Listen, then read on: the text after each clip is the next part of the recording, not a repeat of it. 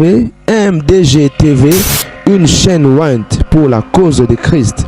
Mafuta Yasika, Mafuta Yasika, Mafuta Yasika.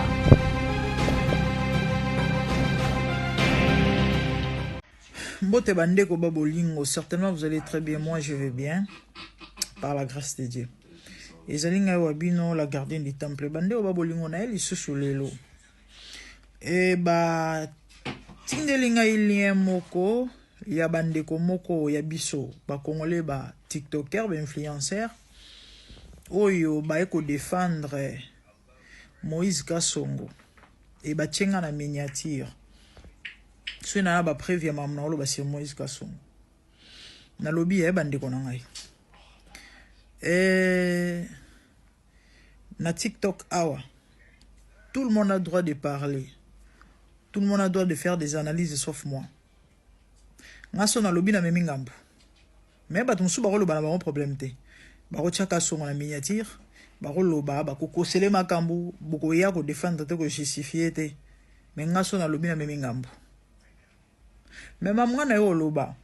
Na jo ngana ba émission ba tumsu ba salaki. Na zo ngana ba live ba tumsu ba salaki no ma fa banana ko sela ba tuana ba contre émission. Bocha ba ona ba miniature. Avant boya ko zo elongi na bocha na miniature. De tellement boyibi que so bo zo elongi na bocha ba Rolanda. Ole bo remercier ngai parce que nazo bende la bino ba vie. Nazo bende la bino ba abonné. Bino boye ko crucifier ngai. Ok, problème te. De toutes les façons, boza libre, ok? Boza libre au sala au bolingi. Affaire dossier Moïse Kassongo. Ok. Na mon bande mo ba défendre Moïse Kassongo en disant preuve za api. Yaba mambo bazo ko akizele. Sérieux? Mambo docteur eza lokuta balingi kaka ba bebisa image ya Moïse Kassongo babomela e ministère. Ok, d'accord. Tout solo là. Tout solo. Tout solo. Na lobi boy. Kassongo a droit de vilipender qu'il veut. Ya ko la mutu nyonso oya sepela ko la makambu. Ya ko matsa mutu nyonso ya lingi ko matsa na miniature, voire même na nzambe. Kassongo mikolo nyonso sala ba témoignage monté de toutes pièces ya lokuta. Kako c'est la nzambe mi makambo mikolo nyonso na Yesu, voire même na bato. Et ça problème te. Et a problème te. Yesu ba kosele makambo problème. Et tous on a contesté wana parce que bino bolobi que nous ça makambo lokuta, OK? Ye azana to kosele ba makambo, ye ba kosele makambo te. C'est ça. Dans le Bible, il y a plus ou moins 2 mois passés, tout le monde a vu cette vidéo sur TikTok. Les gens jeunes filles ont mis balé. Na lo belaka bango parce que à part bango misusu bazali. Et les gens jeunes filles ont mis balé. Ba qui ko réclamer, ba se plaindre, baza sali. Likolo ya $10. Tout le monde a vu ça. Ba vana na banda ku bande ko ba famille na bango ba moni ba vidéo ya bana na bango. Ndenge baza ko bimisa ba milimo mabe bazo kweya ezo tambola na réseaux sociaux et ba kize bango de sorcellerie. Famille ezaki d'accord te et bana na ba supporter loko wana te. Ba sali contre vidéo pour expliquer qu'est-ce qu'il y a eu. Kassongo la kaki bango $10. $10 en pas pesi bango te. Likolo a $10 a tche en jeu réputation ya bana ya bato ya basi ya mike onanu babalite. Pona bino eza bien. Boza sur banana so bazaki ba leki na bino. Bino bonga boza d'accord na Moïse Kassongo. Bino bonga bo sala émission o bino bo sali. Tout ça parce que va payer au moins $20. O mela Shimbok, o mela Tembo, o Chamega et du coup, vous venez défendre l'indéfendable. C'est que Moïse Kassongo est en train de faire. Et ça m'a envoyé malamu. Et beaucoup bengi apôtre. Babo ma ministère na ministère o wapi. Il y a séduction. Ministère a séduire ba âme. Pona on mema ba on a li felo. C'est que Kassongo fait n'est pas biblique. Et moi étant chrétienne, étant ambassadeur ou encore ambassadrice et à royaume, naza na plein droit, la Bible me donne ses droits. Na contredire. Na telemela kasongo. Parce qu'azo mema bato na libunga. Toza édifié. Na fondement ya ba apôtre na ba prophète. Na ba témoignage ya ba apôtre na ba prophète. Christ étant la pierre angulaire. Ephésiens 2:20. Et du coup, mutu oyo azoya na doctrine. Pour ezo concorder tena oyo sainte doctrine ezo lobana biso. J'ai le plein droit. Ya lobana batuke. C'est un menteur bolanda yete. La Bible me donne ses droits. Plus ou moins 2 ans passés. De au moins contactant. Il y avait une dame, je crois dans l'Obelango A. Batu ya Moïse ka songo. Abenga Samuel, un certain prophète Samuel, batu bayebi. Batu bayebi balanda ka songo bayebi prophète Samuel. Ala taramanete azara pembe boy. Assemble la po na ye. Parce que bango so bengi pour la prière, ba osengo mbongo. Asenga mo amosiona $300.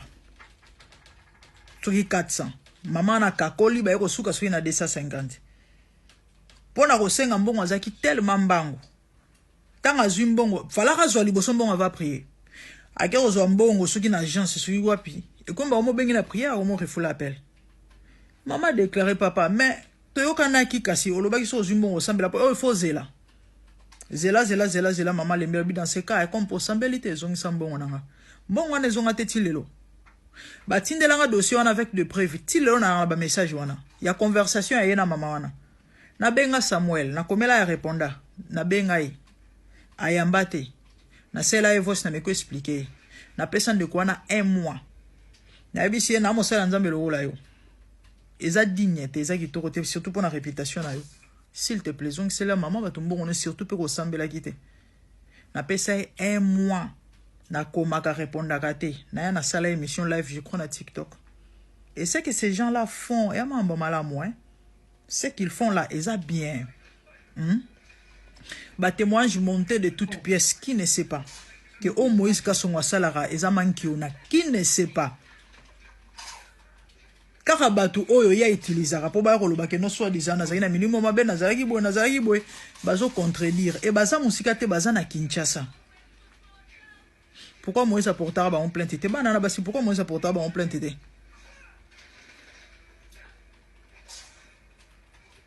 C'est malheureux, c'est regrettable. La Bible dit on vous mesurera par la mesure dont vous mesurez.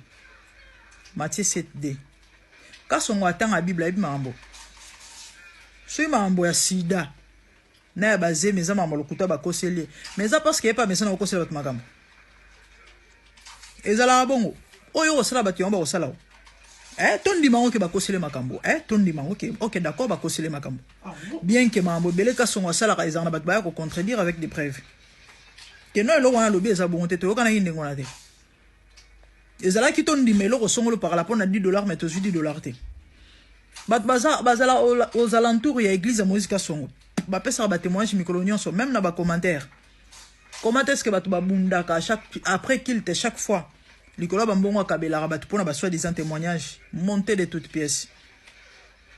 Ba témoignage ko sexo ba tu ya lokuta o penza ke na mboka sérieux au l'état et ça la ma monanzela Kasongo ne sera pas en liberté mais n'était ça au Congo. Et du coup, nde mutona bino boso ya boya défendre pour va payer au moins $30. Bande ronangai. Apporte Moïse Kasongo bako sila mambu papa. Ozano na sidate. Oloano bazemite. Désolé chérie. Désolé. Mais conseil na opesa yo. Soli bako sila mambu te. Tika bako sila batu makambo. Et surtout na kombo nzambe. Tant que yoko kosela batu makambo. Tant que yoko kosa mamu na kombo nzambe. Bako kosela kayo makambo ya minene pe ya grave et o kotaka boloko un jour ndimelanga bako chaka yo kraka un jour parce que balobi ko bomi mutu mais ya lokuta parce que yo za mutu lokuta déjà na niveau moko ya osakana te et pona bande ko nanga conseil na opia bino nga etande ko na bino tala défendre Wera parce que pona yo Monique aleki JB défendre Kofi parce que pona yo Monique aleki Fali défendre Ferre parce que pona yo Monique mais ya kwa ko défendre te mutu oyo azana guerre na nzambe tope oyo alukaza akoti rando na nzambe. Donc ye aye abungisa ba âme, a séduire bato, a salama na kombo nzambe. Mais contrairement à la Bible zoloba, toi tu viens défendre cette personne aux umbongo, au kuta na nzambe. Que Dieu vous bénisse.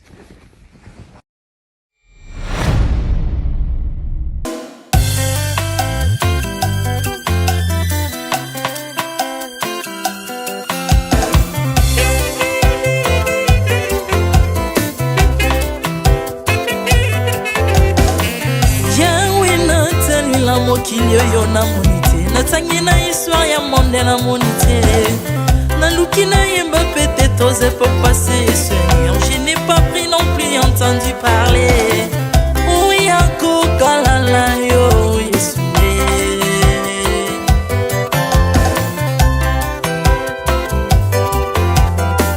même na domaine ya sorcellerie nationale atana oyo ya international papa na yo kisangwa banzamba mokili yo mokota kufa se kwa lokola yo Yesu nanya voyage a lokola yo nanya wakoka nino ya wanzambe uni masomo ya ekulusu ponanga okufose kwa poyo zali nzambe Yesu nzambe moneno kitana se olata nzoto poyo bikisanga okitana se pozwe sikananga ofuta nyongo na nzambe nanga Yesu ozali nzambe onkoteya okani na yo ozali nzambe obongwani te Yesu Yesu ozali nzambe onkoteya okani na yo ozali nzambe obongwani te Yesu Yesu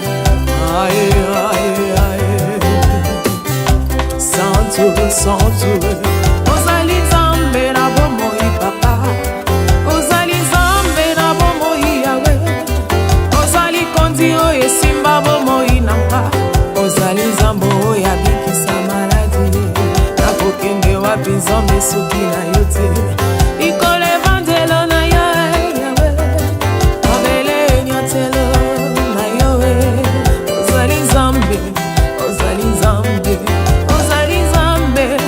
kote lokola yo zambe na ngoya olatike mo vanzina mo santu ozinga bina bangelo bakoyemela kayo tomo pe popa Artamon tu m'as rendu intouchable Artamon tu m'as rendu invincible Aliwana yo tu kominela santu Lise kwa na yo tu komine balongi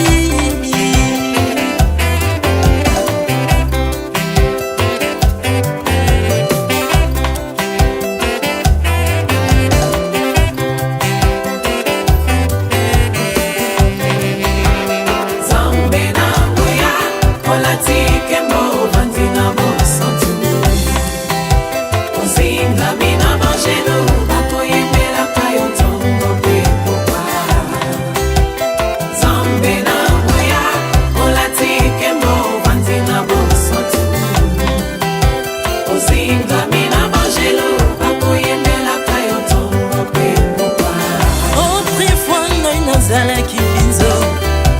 Akia kolianga lolinga lingi. Mais par son son dans ses métamorphosés. Osimingo sambwe maladie na biso. Olingo baby naza toxiqué grâce à lui.